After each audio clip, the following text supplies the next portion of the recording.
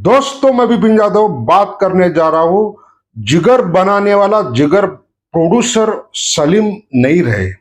और ये इसलिए बोल रहा हूं, सलीम ही नाम काफी था। 90 और 2000 के दशक में बात करें तो सलीम अख्तर नाम ही नहीं, ब्रांड था। इंडिविजुअल प्रोड्यूसरों में टॉप 10 में आते थे, क्योंकि Salim present Aftab music industry उन्हीं की होती थी।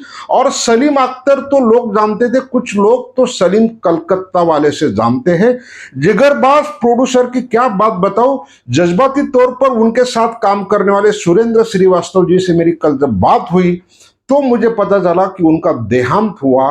तो स्वाभाविक है, ऐसे जिगरबाज प्रोड्यूसरों का भी जिक्र ना हो तो मजा नहीं आएगा। मीडिया वाले तो सिर्फ सेलिब्रिटी के पीछे पड़ते हैं, लेकिन इस जिगरबाज प्रोड्यूसरों की कहानी भी बतानी जरूरी है।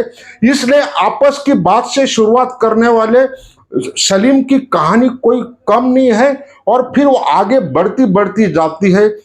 जबरदस्त फिल्म मेकर जेपी दत्ता के साथ बंटवारा आगे शुरू किया, और बंटवारा बिग बजट की थी, जबरदस्त कास्ट की फिल्म थी।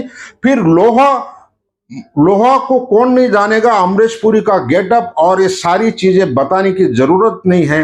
और फिर आगे जाएंगे तो बंटवारे के बाद, लोहा के बाद फिर उन्होंने जिगर बनाने की कोशिश नहीं किया, बल्कि आज के talented director, producer, writer Ajay Devgan को भी मौका दिया। क्योंकि फूल और कांटे और जिगर एक ही समय पे शूटिंग हो रही थी। हालांकि फूल और कांटे पहले रिलीज हुई। फूल और कांटे की सक्सेस इतनी नहीं हुई, लेकिन जिगर भी म्यूजिक के मामले में कम नहीं थी। बॉक्स ऑफिस पे जबरदस्त तमाशा था। आगे जाके उन्होंने बहुत सारी पिक्चरों का निर्माण भी किया, और करते करते जैकी श्रॉफ और अशोक गायकवाड़ की जोड़ी ऐसी जमी। इज्जत और दूध का कर्ज जबरदस्त बॉक्स ऑफिस पे ताबड़तोड़ हिट हुई थी। और हिट ही नहीं हुई थी, उसका म्यूजिक भी जबरदस्त था। दूध का कर्ज का ये मासेस फिल्म थी। 20 सेंटर में तो तूफान था, ए सेंटरों में भी बहुत चली। उसके बाद पुलिस ऑफिसर, और फिर 2-3 पिक्चरें और आई। आखिर 2000 में ताबड़तोड़ डायरेक्टर, हिट डायरेक्टर दीवाना राज कंवर को लेके, बॉबी देओल को लेके फिल्म शुरू किया था, और वो फिल्म बादल थी, लेकिन वो इतनी नहीं चली। हालांकि राजा की आएगी बारात में रानी मुखर्जी को जरूर ब्रेक दिया था। लगभग 24 फिल्मों का निर्माण किया, लेकिन धाकड़ प्रोड्यूसर था, सलीम अख्तर ही नाम का भी था। वो डिस्ट्रीब्यूटर भी थे, और म्यूजिक कंपनी भी उनकी थी। अपने हिसाब से फिल्म बनाते थे, मार्केट के हिसाब से बनाते थे।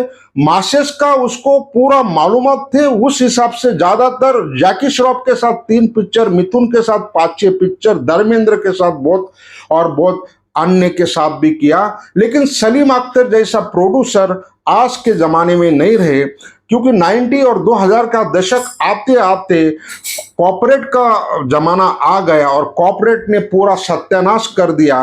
इंडिविजुअल प्रोड्यूसर एक एक करके छूटते गए, और आखिर में एक और कुनबा जो सलीम अख्तर, और सलीम प्रेजेंट आता था स्क्रीन में, बड़े बड़े उनके एडवर्टाइजिंग आती थी, और वो जमाना अलग था। लेकिन जमाना कुछ भी हो, बात तो वही होती है, असली फिल्म मेकर कभी खत्म नहीं होगा, और ना ही खत्म होने वाला है।